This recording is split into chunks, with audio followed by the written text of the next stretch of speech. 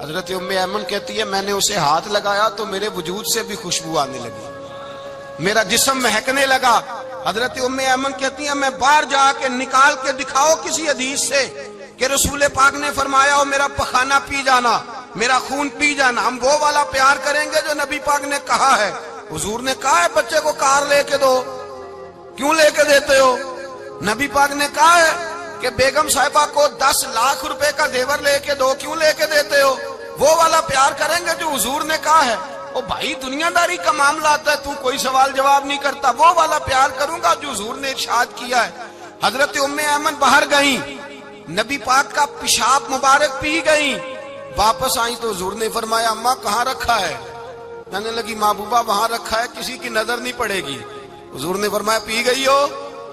کہا حضور پی گئی ہوں۔ فرمایا جاؤ میرا وعدہ ہے قیامت تک تمہیں پیٹ کی بیماری کوئی نہیں لگے گی، جب تک زندہ رہو گی پیٹ کی بیماری۔ حضور نے کہا تھا کہ پی جانا۔ حضرت عثمان غنی رضی اللہ تعالیٰ عنہ کہتے ہیں میں حضور کے ساتھ ہوں، صلح حدیبیہ کے موقع پر عمرہ کرنے گئے، نبی پاک صلی اللہ تعالیٰ علیہ وسلم کے ساتھ 1500 صحابی، کفار نے روک دیا، نہیں عمرہ کرنے دیتے۔ حضرت عثمان غنی رضی اللہ تعالیٰ عنہ کو حضور نے سفیر بنا کر کے بھیجا، فرمایا جاؤ قریش کے ساتھ جا کر کے تم معاہدات طے کر کے آؤ۔ حضرت عثمان غنی پہنچے، جب وہاں گئے جا کے بات چیت کی، اب سامنے کعبہ، جنہوں نے کعبہ نہیں دیکھا ان سے پوچھو کعبے کی قدر کیا ہے، اور جنہوں نے دیکھا ہے ان سے پوچھو دوبارہ دیکھنے کو دل تڑپتا کتنا ہے۔ سامنے کعبہ ہے، حضرت عثمان غنی کہتے ہیں سامنے کعبہ ہے۔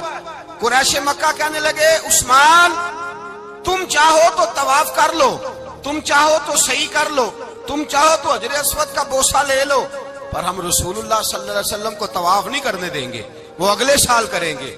حضرت عثمان غنی رضی اللہ تعالیٰ عنہ وہاں کھڑے، حضور نے کو منع تھوڑی کیا تھا کہ وہاں جانا تو طواف نہ کرنا، وہاں جانا تو تم نے حجر اسود کا بوسہ نہیں لینا، وہاں جانا تو صفا مروہ پہ نہیں جانا، مقام ابراہیم پہ کوئی بات نہیں کی تھی حضور نے۔ حضرت عثمان غنی موجود ہے، قریش اجازت دیتے ہیں، کہتے ہیں وہ سامنے کعبہ ہے، کریں عبادت، پڑھیں نماز، کریں طواف۔ حضرت عثمان غنی کہنے لگے میں اتنی دیر تک کعبے کا طواف نہیں کروں گا جتنی دیر میرے رسول طواف نہیں کریں گے۔ سامنے کعبہ ہے، سامنے، مجھے کیا غرض تھی نماز کی، مجھے کیا خبر تھی سجود کی، یہ تو تیرے نقش پاک کی تلاش تھی جو جھکا رہا میں نماز میں۔ اور اقبال کہنے لگے اذان تو ازل سے تیرے عشق کا ترانہ بنی، اور نماز تو اس کے نظارے کا ایک بہانہ بنی۔ رسول اچھا ادھر بھی دیکھیں کمال ہے، ایک صحابی کہنے لگے حضور کے پاس بیٹھے ہم تو یہاں ترس رہے ہیں، عثمان تو طواف کر رہا ہوگا، کہہ کے نہیں بھیجا نبی پاک، حضور نے کہہ کر اس تعظیم کا حکم نہیں دیا۔ عثمان تو موجے کر رہا ہوگا، طواف کرتا ہوگا، حجر اسود کے بوسے لیتا ہوگا، صفا مروہ کی صحیح کرتا ہوگا، مقام ابراہیم پہ نفل پڑھتا ہوگا۔ جب وہ صحابی کہنے لگے تو حضور نے اس کی طرف دیکھا، فرمایا میرا عثمان میرے بغیر طواف کر ہی نہیں سکتا، وہ میرے بغیر مقام ابراہیم پہ نفل۔ اسی لیے تو بریلی کے امام کہتے ہیں حاجیو آؤ شہنشاہ کا روضہ دیکھو، کعبہ تو دیکھ چکے اب کعبے کا بھی کعبہ دیکھو، کعبہ تو دیکھ چکے اب کعبے کا بھی کعبہ دیکھو۔ بھائی یاد رکھیں رسول اللہ صلی اللہ علیہ وسلم کے صحابہ جو حضور کی تعظیم کرتے ہیں تو اس کا حکم نہیں دیا نبی پاک، لیکن وہ جانتے ہیں جب تعظیم کی باری آئے تو جو بھی کام تعظیم کا ہوگا، جو کام بھی عزت کا ہوگا وہ عزت دی جائے گی، وہ عزت بولیے، وہ عزت وہ دی جائے گی، وہ عزت وہ مرتبہ دیا جائے گا۔ رسول پاک سید عالم صلی اللہ علیہ وسلم کی ذات کے ساتھ صحابہ کا والہانہ پن، عقیدت رسول اللہ کی ذات کے ساتھ صحابہ کی، ہر چیز سے بڑھ کر وہ حضور سے پیار کرتے، نبی پاک صلی اللہ علیہ وسلم کی تعظیم کو اپنے ایمان پر فوقیت دیتے، کہتے یہی اصل ایمان ہے۔